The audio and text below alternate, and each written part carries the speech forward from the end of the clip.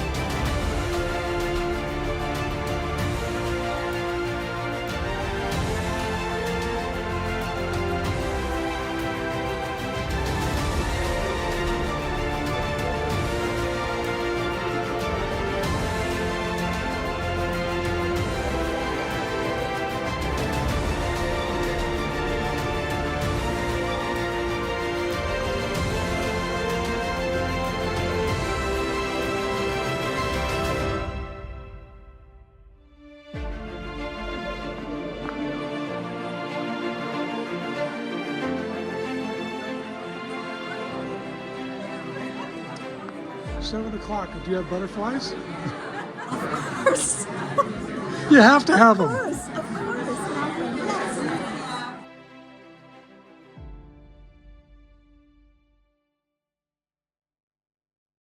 And volunteer director here. Wait, you're too fast.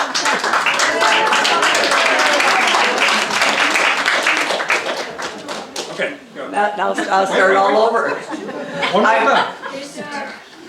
You're too fast. Okay, I'm Laura Babcock. I'm the founder of the museum here and still work as its volunteer director. We welcome all of you. It's marvelous to see such a full house. How many of you have been to the museum before? Excellent. Very good. Thank you. We built it for you, so make sure you come often and see all the new things that we do, as well as joining us for the various events. You're in for a treat tonight. Sunnyvale was a very rapidly growing city in the 60s and 70s. The arrival of Lockheed in the 1950s brought a lot of families, a lot of children. Anyway, it opened, Sunnyvale High School opened in 1956 with 9th and 10th graders only at first, and sadly closed in 1981. So what's better this evening than having a former student come and speak to you about the high school? Having two former students come and speak to you about the high school. Please join me in welcoming Karen Hansen, director at Brandeis University, who has written the book along with Nicholas Monroe on the unique history, challenges, and accomplishments of the school. And of course, Robert Handa, reporter on the NBC News and classmate of Karen. They both graduated together in 1973. So please welcome Karen.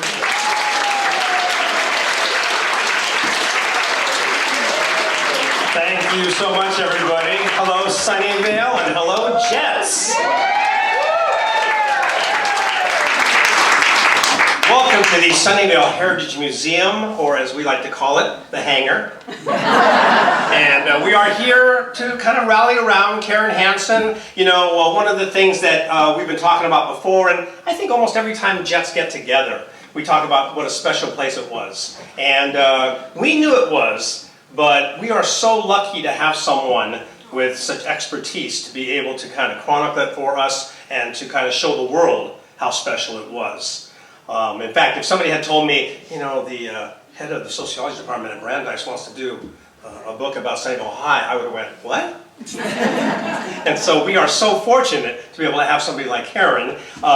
This is not unusual for Karen and I to be talking because my name, H-A-N-D-A, and her name, H-A-N-S-E-N. I saw Karen every day of my life at Sunnyvale High. In fact, I used to turn around and talk to her all the time and get in trouble. In fact, I was thinking about doing this interview like this. I can still hear Mr. Paulson, our advisory teacher. Let me see if I can do Eric Paulson. Handa, turn around. But you know what? When I was talking to Karen at that time, I kind of knew that, she had kind of a special perspective on things. She knew and captured details and things like that, and it is so good to see her be able to put this in a book. I've been scouring the book myself, looking for my name, and so I haven't had a chance to read the whole thing yet, but I trust Karen so much in terms of being able to, show the honesty and the truth of Sunnyvale High, and I know so many people that attend other high schools, and their high schools are sometimes still open, and they don't have the spirit that the Jets have. And so I think that that's just one characteristic of what Sunnyvale High had as a community, and Karen has been able to take that and not only show it for what it was, but also how it fit into the overall world and the times that we lived in.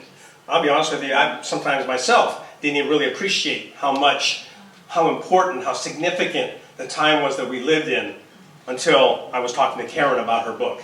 So I am really looking forward to reading it. I think we all are. But first of all, I just want to thank Karen for taking the effort because, you don't write a book quickly.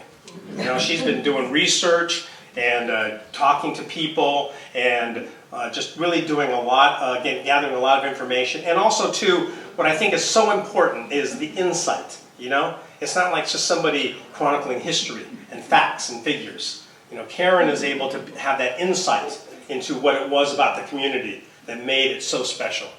And so I am really looking forward to not only hearing Karen's presentation, but then I will also interview Karen afterwards, and then we will hold it open for a Q&A afterwards, okay? And so I think we're ready to do this. I'm trying to remember if there's anything else. We'll do some acknowledgments and other things later, right? So, okay. All right. Ladies and gentlemen, our friend, our favorite author, please welcome Karen Hansen.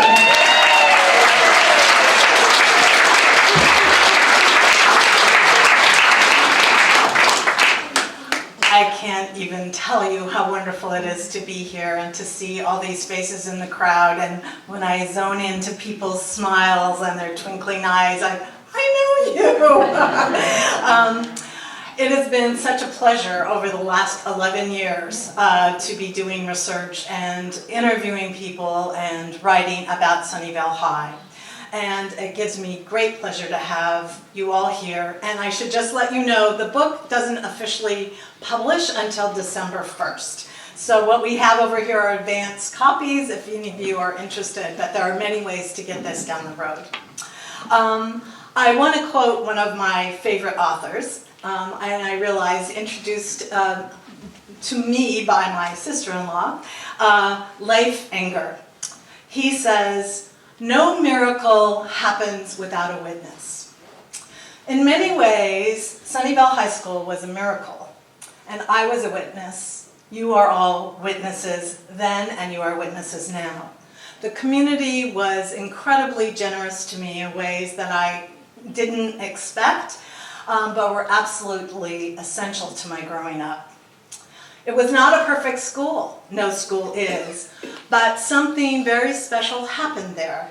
And that is part of what made us feel like we belonged.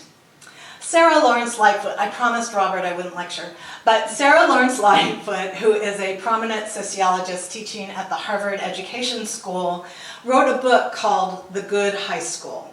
And what she says is that a good high school develops talents and strengths if it gives people room to move and grow. And if there is a culture of the school, it shouldn't just be about one narrow thing, like college admission. If other cultures shape the school, there's a capaciousness, a chance to do multiple things. Because SHS invited involvement of many kinds, there were many opportunities to belong. So in my assessment, Sunnyvale High School was a good school. And many people I interviewed said that precisely. Another person I want to refer to is Ira Glass, who many of you may listen to on NPR. He runs a wonderful show called This American Life. And he says that individual, particular stories can restore the world to its proper size. And I love that because he really gets into the nitty-gritty when he's interviewing people and telling stories. And that's part of how I think about this book. It's a case study of one high school that I loved and I was involved in and I feel committed to, even though it closed more than 40 years ago. But it helps me see the larger world. So I will turn the mic back to Robert, but I just want to say that I feel like another miracle is happening right now, because here we are together remembering something good that happened in the world and how people could cross barriers of race and ethnicity and be friends and be sportsmates and be proud of their lives and where they went to school. And I think that for myself is something I've carried through all my life, and now I have some small piece of it in this book. So thank you for coming.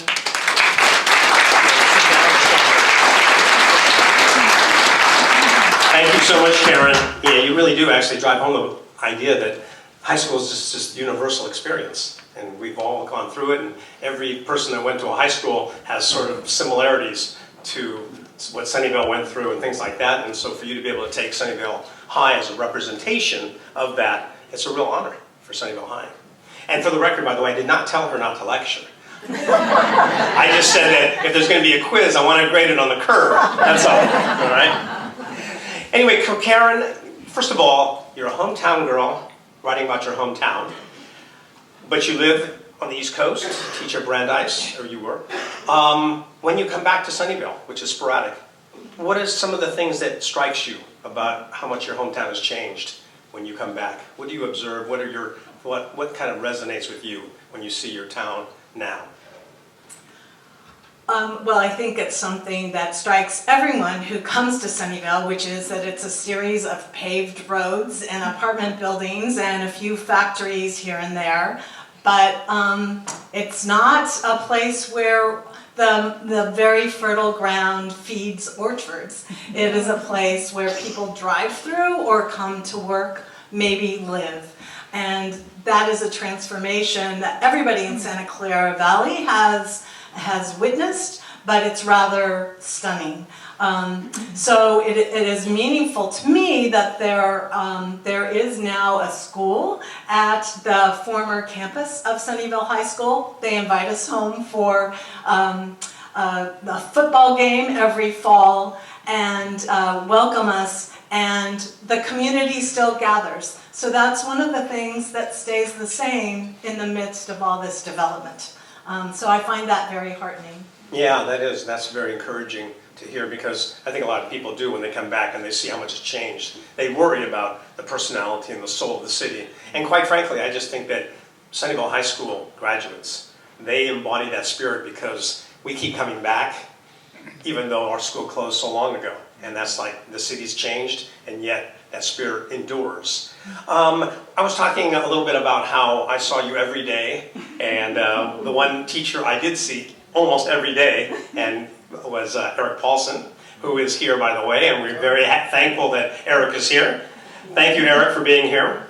But I think that why that's important too is that the teachers and the counselors and the people that worked at Sunnyvale High, they had a real impact on us as students. They didn't just shuffle us from class to class. They didn't just fill out forms for us. We had a real connection to the kind of special teachers there were. Doug Walker is also here, Sharon Prefontaine, Carolyn Buzdiker, and all the faculty people, they have that bond. That's why they're here, in a way. Tell us a little bit about the special teachers that were at Sunnyvale, and why do you think it is that Sunnyvale High was fortunate enough to have those kind of teachers?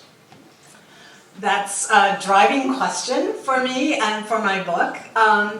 And what I've come to understand is that the early days of the school had great leadership. There were some really foundational principals. Adrian Stanga and Paul Sakamoto are the people who come to mind in particular, who understood that working class kids in a multiracial environment needed to have a reason to come to school. They needed to have something to be involved in. They had to have something to care about. And it may not be how well they did in their math class, but maybe it would be, you know, how they did on the volleyball court, or in Key Club, or, you know, some other thing that they were involved in.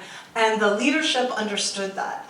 And one of the things that was fascinating to me when I interviewed Paul Sakamoto is that he said when they were interviewing people to hire at Sunnyvale, they were, people would come, young people especially, but who were interested in working with working class kids in a Title I school. And so they were kind of motivated and had a sense of mission. But they didn't just pick people who were like the best, you know, in their major when they went to college. They picked people who were good with teenagers.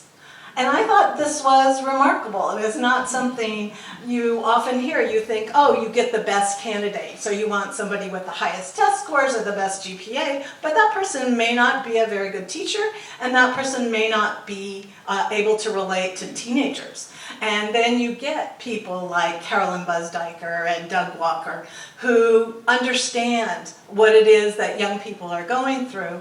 And so the school acted as a magnet to those kinds of teachers, and they threw themselves into it. And I've had friends back east who say, yeah, but you know, you don't want to be create a formula for exploiting teachers so that they have to do extra work overtime, and we all know teachers do that at every level. They do it in high school, they do it in elementary school. That's kind of what teachers do. But what I'm not saying is necessarily a formula for exploitation. I think it was a formula for meaning. And one of the things I didn't expect when I started doing these interviews, and I interviewed principals, counselors, teachers, and lots of alumni, not as many people as I could have or wanted to, but there was a critical mass. And what I found was, to a teacher, they said, best job I ever had, Sunnyvale High School. Bob Douglas, who was a counselor and a science teacher at Sunnyvale High, wasn't able to be here tonight. He lives in North Carolina. He was in education for 43 years. He said, best job I ever had, because there was this critical mass. Sharon Prefontaine had said that as well. There was this critical mass of teachers who really cared. Did we have dud teachers? Of course. I teach at a university, or I did up until July 1st. I understand, and I'm sure some people thought that was me. But the point is, every school has them. But if you have a group of people who really care about teaching, about relating to kids, about making their lives better in some kind of way, they can make a difference. And there was enough of a critical mass that more people wanted to come. So I'll just say one more thing about what Sakamoto told me, which is that he understood that, that teachers for this student population, us, would probably be able to relate better if they had similar backgrounds to us. So in fact, there are quite a few teachers at Sunnyvale High who graduated at a different era from Sunnyvale High. So they were first-generation college students, went to college, got their BA, got their teaching credential, and then were drawn to passing it on. And those teachers ended up being extremely effective also. It was kind of a characteristic of a lot of the teachers there. Even some of the teachers used to kind of, not complain about it, but they used to understand that at Sunnyvale High, a lot of teachers were like teachers and counselors.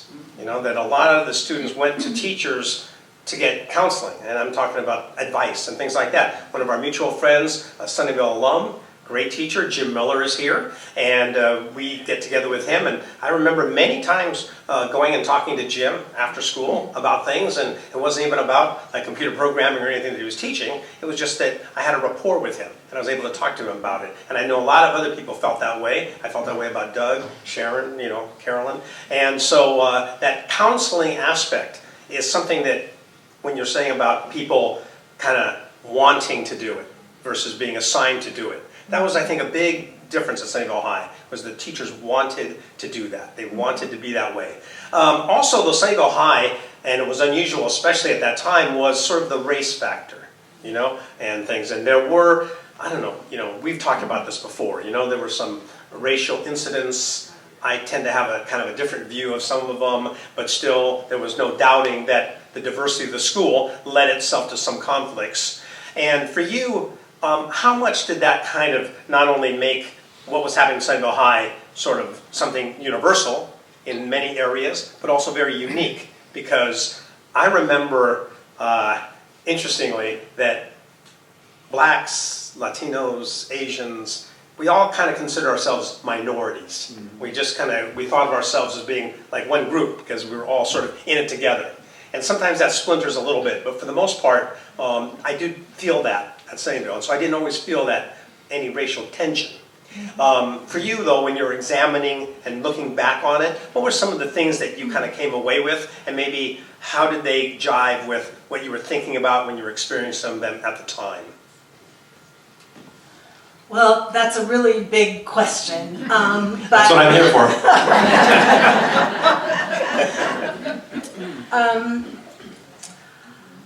You know, we have talked about this a lot. One of the things that we shared was a class status. Jackie said this to me. You know, we were all alike. We were the same. There weren't distinctions of people who drove fancy cars to school or something like that. Some people had cars. A lot of people worked after school. And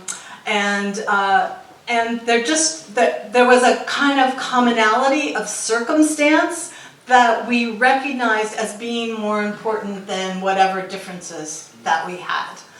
So I think that was really important. We also had school leadership that said we have to get to know each other. We have to understand each other's culture and heritage. Paul Sakamoto instituted what he called an intergroup council, and he had student representatives from each ethnic group come together and meet on a monthly basis and say, we've got to learn each other's history, we've got to talk to each other, we're going to relate as human beings, not as categories, not as somebody different than that. And then part of what happened that came out of that, which I think was hugely impactful for me, is that the curriculum also changed. So there was an active Chicano student union. One of the teachers I idolized, Loretta Gutierrez, was my Spanish teacher. She began teaching a Mexican-American literature class. Sunnyvale hired Doug Walker to teach U.S. Black history. His course was absolutely transformative, not just in learning Black history, but understanding the importance of history and asking hard questions and investigating processes that were beyond our control and had been completely invisible to me. So these classes sparked my sense of needing to know the world in a different way, and also and it made me ask questions about my own heritage, which I didn't really know very much of. I mean, here I was, a Scandinavian transplant. My parents were immigrants from Western Canada. My father was Danish, my mother was Norwegian. There were no Norwegians around here that I knew, except for Vern Holte. Vern's here somewhere, yes. Yay, Vern. But at the time, it wasn't a meaningful category to me. So it prompted me to start asking questions in a really fruitful way. And it made me look at history and my own family's history of immigration. And I just came to a much deeper understanding of all of American history as well as myself. And so it opened up rather than closed down. That's actually interesting because, you know, it's sort of easy to ask Asians, Blacks, Latinos, like what it was like to be at a diverse multicultural school. Hardly anybody ever thought to ask the white people what they thought. In fact, Karen had a book about the Scandinavian culture and things like that. I wrote a book about that too. Yes, which I enjoyed, but I always used to tease her about, like, so wait a minute. You're going to be talking about racism toward whites? Wait a minute, is that even possible? But it's just a joke. But but it was sort of a you yourself too, were so involved, and your involvement at the school was with so many different groups, and then you kind of had this enlightenment as you were going through. Was it like an awkward thing for a lot of white students when some of the racial conflicts were going on, or did they relate to like what was happening, even though they themselves might not be in that group? Mm-hmm. They had that commonality. Did you feel as though they related to what was going on? Well, based on my interviews, yes. I mean, there was conflagration, I never know exactly what to call it, in the winter of 1970, when a group of science students interested in the environment organized a smog-free locomotion day. And everybody was supposed to get to school without using a gas combustion engine. I'm sure I've mangled that word. Anyway, so there was a parade before school, including teachers, probably 1,000 people from the school of 2000, who were marching around the neighborhood, just like in red wagons, on kick scooters, on bicycles. It was just really a fun, loving kind of like, oh, we've got to change our habits. We're going to make the earth a better place to live. And then we got back to school 10 minutes late. And the new principal, who was not very competent, went ballistic and threatened everybody. And it turned into a major confrontation and was pretty ugly. And that was an interesting lesson, I think, for all of us. First of all, how things could, when your great principal left and you didn't have the same kind of sage leadership, what happened, and of course that's inevitable. But also the way that event got portrayed in the press by the San Jose Mercury News, the Sunnyvale Standard, and people I interviewed said, wait a second, that's not what happened. This wasn't about race. This was about smog-free locomotion and save the earth. And then, but then out of that, also a student activist, and again, I would say probably especially from the Chicano Student Union and the Black Student Union, because they were organized, which really helped in a moment like that, made some demands for changes at the school. So they wanted modular scheduling. They wanted better food in the cafeteria. They wanted everybody wanted that.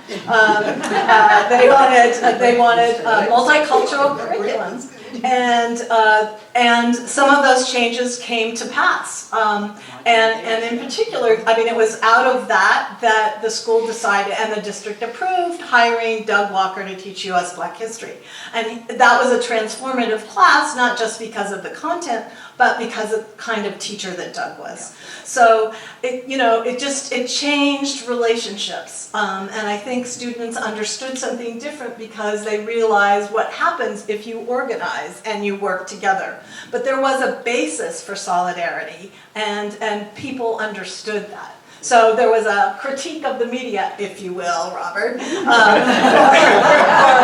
turning it into a race riot as opposed to something else. Yeah.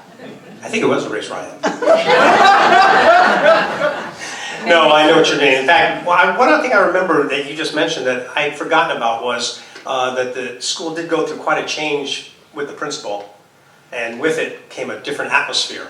And I always thought that when you have like a principal who took hard notice, in fact, I remember like in my early years that to me, a lot of the front office people seemed to be these white guys with buzz cuts. You know what I mean? And that's what I remember, and I remember thinking that was the attitude you kind of got from them. And I just remember thinking later how that their attitude amped up everything.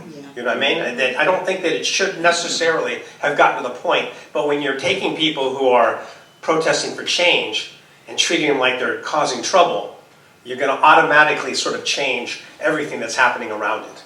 And I remember thinking that it didn't have to be as bad, but I do think, though, that out of the bad kind of came good, which is a lot of the changes we actually did end up seeing. We did see modular scheduling. We did see open campus. I mean, see, open campus, my God, But I do remember, this is for some of the people, because it was prior to me going to Sunnyvale High, but I remember following it in the news, which was that there was a guy, I believe his name, Ray Alarcon, I think his name was? Ray, yeah, who fought the dress code. Yes. Prior to me coming to Sunnyvale, girls had to wear clothes a certain way, guys had to wear clothes a certain way. And I remember reading about this dress code fight that was going on.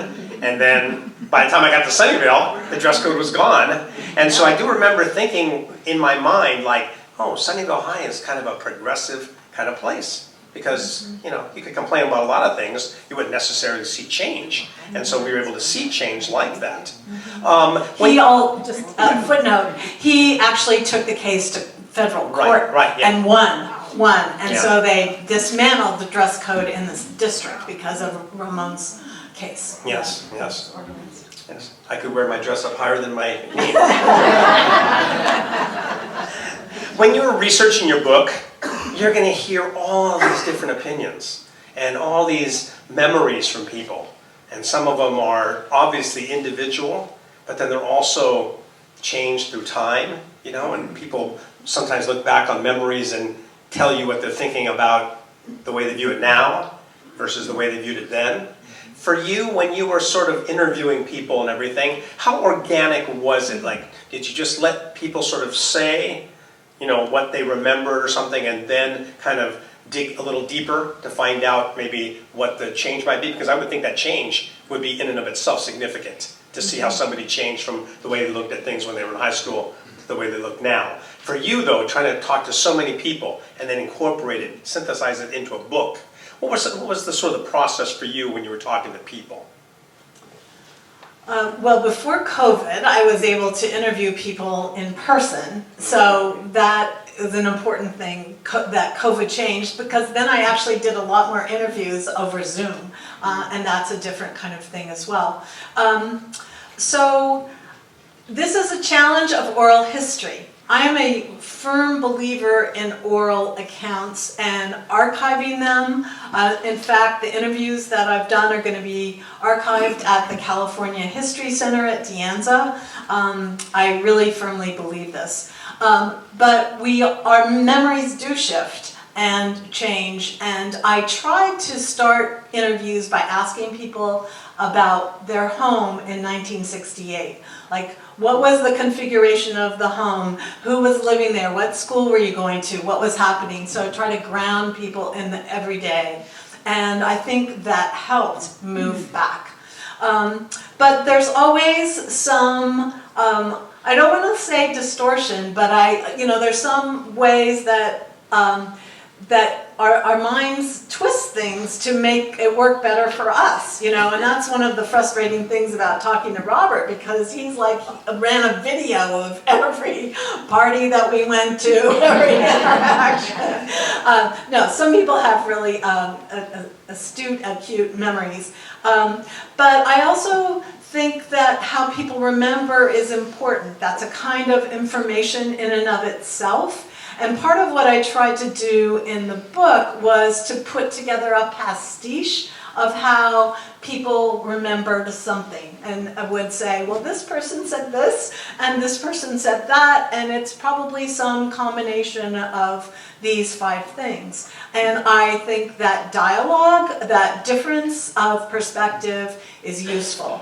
I also, even though I do oral histories and have done for years as part of my professional work, I also think historical documents are invaluable. So, yearbooks. The Skywriter, the newspaper at Sunnyvale High, was astonishingly useful. I am so impressed looking back at how concrete and well-reported and well-written those newspapers were, and they ended up being extremely important. And the man that I co-wrote the book with, Nick Monroe, he actually went through and read all the Skywriters and helped organize them and code them for me. It was extremely helpful, because things I would forget, things everybody forgot, there it was in print, this happened last week. Now, there were certain things that didn't get recorded, like fights. I was really interested in fights. I have a chapter on fighting, and I just think it's an important kind of conflict, and it happens in every high school, and Sunnyvale had the reputation of being like a bad school, a school where fights happen and people threaten you. And that was not anybody's experience that I interviewed. They could be involved in fights, but weren't intimidated by them, essentially. And then I had faculty who went to other high schools and said, oh yeah, Monte Vista was worse, you know, or whatever. You know, their opinion, there aren't archives that speak to the number of physical confrontations that happened, you know, in a particular week. So there wasn't that kind of data. But that was one of those things where perception is actually really important. So if you remember being scared, you know, to go into the girls' bathroom, for example, or if, you know, whatever it was, or you weren't, then that was an important kind of information. So if the press writes about fights, you're not happy, but if they don't write about fights, you're not happy. You know, one of the things that, and we talked about, and it does kind of tend to dominate because obviously the diversity at the school, and you talked about the progressiveness that came about through black studies and some of the things like that, and we can talk a little bit more because Sunnyvale High was on the forefront of ethnic studies. When I went from Sunnyvale High to De Anza College and San Francisco State were like two of the schools that were incorporating ethnic studies into their curriculum. And weird now because it's sort of the norm, but at that time it was like a very surprising thing to hear. And I remember even among like blacks for black studies, Asians for Asian American studies, there was somewhat of a reluctance, like, you know, to get involved in that because we were just not used to kind of seeing that as important. And then as we took those classes, we got an awareness of like how much of our community's history was not written down, was not recorded, and really did make a big difference. But one of the things that I always wonder about sometimes when I think back about Sunnyvale High was that as progressive as it seemed to be for minorities, and there was definitely progress made, I always wonder, can the same thing be said about the gender kind of discrimination, you know what I mean? Because to me, I never really felt as though the female students got to see the same kind of progression in a number of different things. The most obvious one to me was, even when I was a senior, the girls' sports teams were still wearing their PE uniforms, which I thought was like insane, you know? And because like I played football and we had a new uniform every year, you know what I mean? And stuff. What was that situation? I know that you explored it in your book and in your interviews. What was the kind of the situation? What did Sunnyvale High's situation with that? How did that represent what was going on then? And what kind of insights did you kind of gain from talking to people about that? Chapter 3 is about athletics before Title IX, which didn't pass until 1972, and as Carolyn Busdeiker reminds me, wasn't really implemented in the state of California until late in the 70s. But Sunnyvale High School had an amazing athletic program for girls. They didn't have uniforms till after we left, but we had an incredibly strong advocate in Carolyn Busdeiker, who was the head of girls' PE, and the staff was also incredible. One of the things Buzz said in one of the many times I interviewed her for the book was, you know, we believed girls could learn, and the boy PE teachers didn't think that, you know. Students should arrive on campus being able to dribble a basketball and throw a baseball or something like that. And Buzz's perspective was, well, girls don't know how to do that because they've never been exposed. Just teach them, you know. Give them a chance, give them a racket and a birdie, and they can play badminton after practicing for a while. But what you have to do is you have to give them court space, you have to give them instruction, you have to give them a chance. So from the late 1950s, she built this incredible staff in the girls' PE department who believed in making room. Yes, let's go.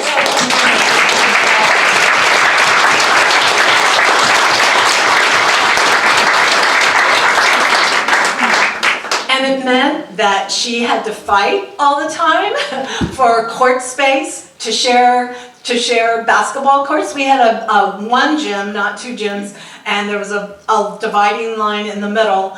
And when it finally came about that the boys' basketball was supposed to share the gym with girls' basketball, you know, the coaches would say, "Oh no, you know, our boys have to. We get to have the gym first because our boys have to go home and do homework." Oh, right, girls don't have to do homework. And so every step of the way, it required advocacy. And again, part of what was so remarkable is that she did that with great humor and unbelievable persistence to make it possible for us to learn sports, to we might have inferior basketballs, and you know, for the first years, you know, girls had to play outside in the gravel courts with those chain link basketball nets, and you know, but eventually they got indoors, and eventually they got uniforms. But it was a long struggle, and then it finally took national legislation to change that, and then the state of California implementing that legislation. I suppose Dr. doesn't remember, but she used to scare me when I used to go into the gym. I don't know what I was doing wrong, but she used to get mad at me when I was playing badminton or something. And I was always afraid to say anything. I said, okay. See, you didn't need a male coach to scare you. You know, and it's easy to kind of underestimate, really, the significance of why that's important. For you on a personal level, and I don't know how much of this is in the book, but you know, I remember you talking about it and seeing like a real personality growth in you when you were playing women's volleyball. And I remember, and it's not an insignificant thing. I think boys can kind of relate to that a little bit more because boys grow up a lot playing sports. And what happens playing sports can really affect you. Your confidence, the way you view things, the way you view yourself, the way you view working with a team concept. Boys have a lot more experience at doing that. But for you, I remember the change that you went through at that time when I was turning around and talking to you about it. And then later on, we were talking about it, and it came up when we were talking about your book. Talk a little bit about that personal growth that happened from that, and why that's significant in terms of the topic we're talking about generally. I feel really strongly about the importance of recess and sports, you know, at every level, including high school. I think I started getting interested in playing baseball and playing different things in junior high. And at our junior high in Sunnyvale, they had after-school sports. So they paid teachers, probably not very much, to stay after, and they had a late bus. So if you stayed late to play soccer or basketball or something like that, then you could still get home. And so your parents weren't worried about you. You didn't have transportation issues. And I hear that that's an issue in the city of Sunnyvale today about late buses for people playing sports. But for me, it really gave me a new sense of my body and confidence to move on the court, especially. I loved baseball, but I wasn't as good at it. But when being tall was really an advantage in playing volleyball. But then learning how to work as a team, I think that was another really powerful part of it. And I would just like to say, I'm wearing these earrings today. They belong to my sister-in-law. They're big earrings, but part of what I remember getting ready for a volleyball game was wearing big hoop earrings, because the Chicana girls at Sunnyvale did that, and they just looked badass. And I was like, okay. And then Buzz would say, "Take them off, Hansen. You're going to get your earring caught in the net, and it's going to rip your ear." It's like, oh no, that won't happen to me. It's fine. But it was like having a uniform, because I was still wearing my my little green penny thing, whatever you called those nasty gym outfits. And what's true is that the research that has been done on girls who play athletics shows that they do better in the world. They're less likely to get pregnant as teenagers. They, go on to learn. They have confidence in themselves. They can say no to things they don't want to do. And there's just this all-around sense of, well-being that comes from that. But again, I just want to circle back to the teamwork. Being being on a team, learning how to dig, set, pass, spike, and having a mentor who showed us how to do that, a relationship outside of the classroom. I also think those coaching relationships are invaluable, and so that cultivated special relationships for me. You were talking about the Chicago girls coming out with the hoops earrings. I don't know if you got into this in the book. We talked about it, but it's really sort of like a running joke with people who went to Sunnyvale High about how dangerous the girls' bathrooms were. Remember? It was like a running joke all, the entire time, yeah.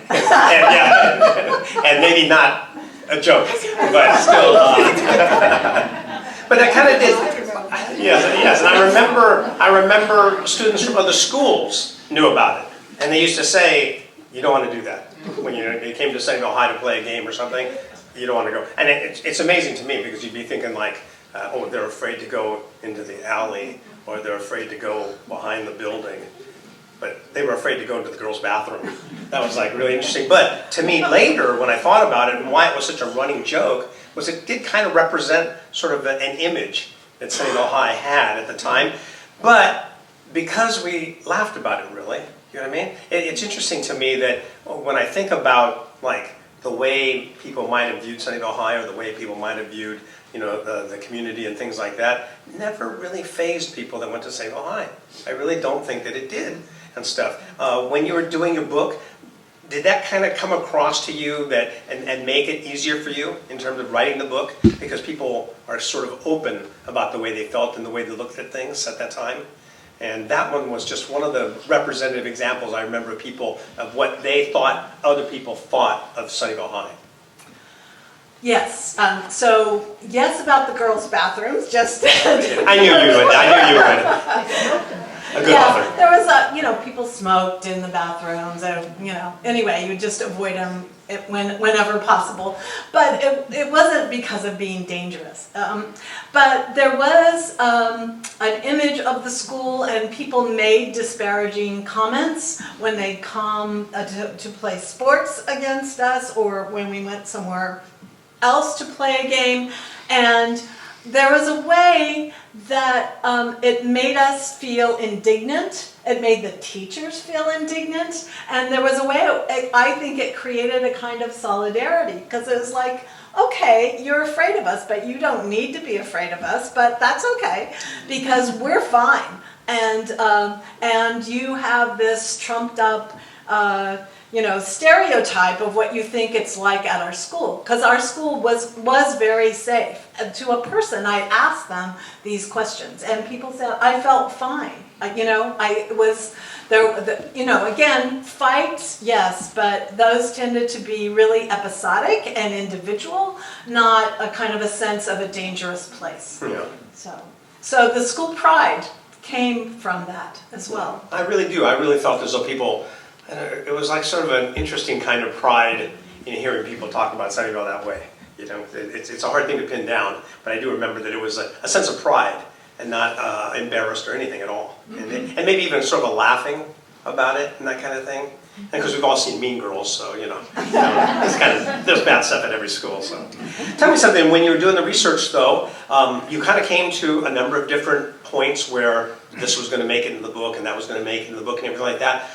But for you, in doing the interviews and the insights and the things that you were hearing, and maybe the revelations you were going through as you heard people's stories, what were some of the most significant for you? What maybe even the most surprising? And what were some of the revelations and things that people told you that surprised you, even though you went to the school, you might have even known them, you might have known their friends, you came from the same community, but what were some of the things that maybe surprised you and maybe resonated with you more like as a surprise than you were expecting? Well, I was surprised that so many people felt like I did. about how important the school community was for me. I mean, I really do feel that it was my family away from home, and it was a very important place to be and to be appreciated, to find friends. And I heard that over and over again. And it doesn't mean that we had no mean girls, because of course we did, just like we had mean boys, but they were the exception.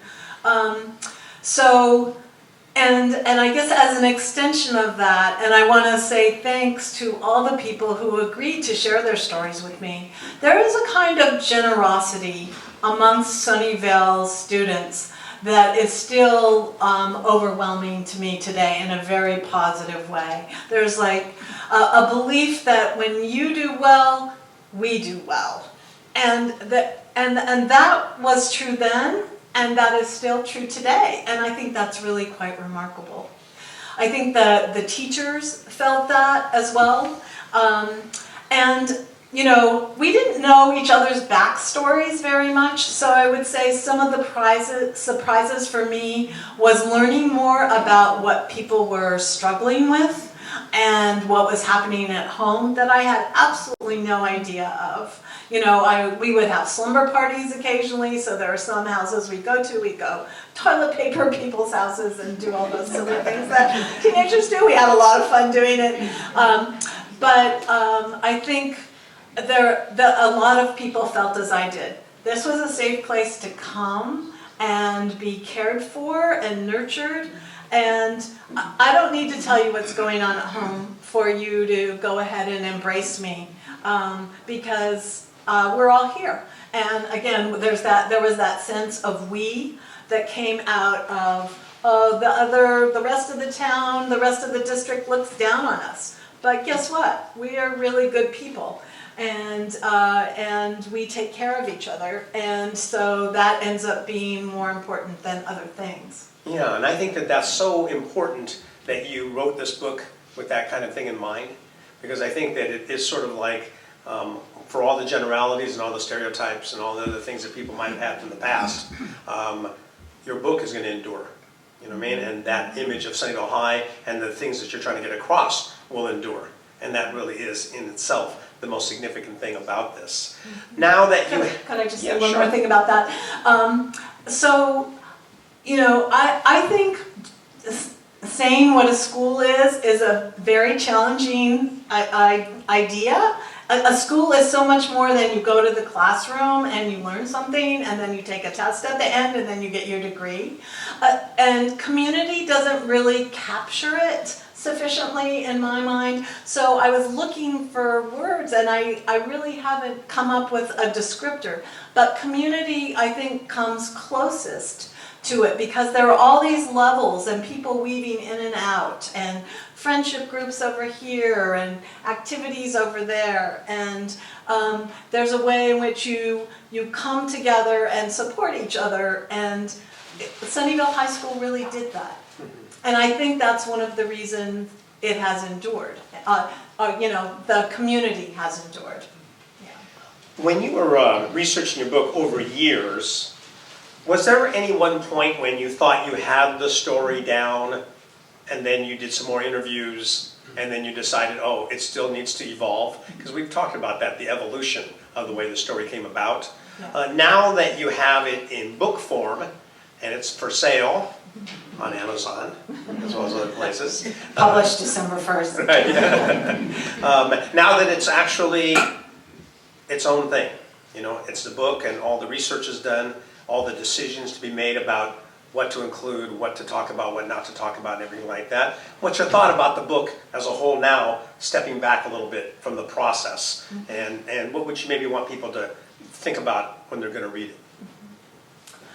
Well, I actually would love to have done more interviews. The interviews cluster from like 1962 to class of 1976. So it reflects more of the time when I'm there than the time before, the time after. And the school could use a full hearing, I think. And as I did more interviews and I got referrals from somebody, you know, to a friend or a teacher they were especially fond of, I followed those, and people, again, mostly said yes, which was wonderful, and I learned a lot about that, but I wish I could have kept going. So, for example, one of the things I learned from Sakamoto was, you know, what an outstanding art department that Sunnyvale had. They had 2 full-time art teachers and a whole wing of the campus. And kids would go there and hang out after school in the evenings, in between classes. They loved what they were able to do there. And I think that's a special kind of resource. I think people felt that way about music also. It was a really multifaceted music program. There were different choral groups. There was a marching band that was, you know, just incredible, award-winning. You know, and some of you here were in the band and you can tell me even more. You know, the Rose Bowl Parade, performing at 49er halftime, winning acknowledgments up and down the state and across the country. Outstanding leadership and commitment on the part of parents as well as teachers and students. And I interviewed some people about the band, but you could write a whole book about the band. So there are these corners, and theater. There quite a few people were involved in theater and have gone on to do theater their entire lives, but I would say that's an underdeveloped part of the book. Yeah. Interesting. We're going to break for some Q&A from people, so think about what you've heard. Oh, wait a minute, not yet. I'm still talking.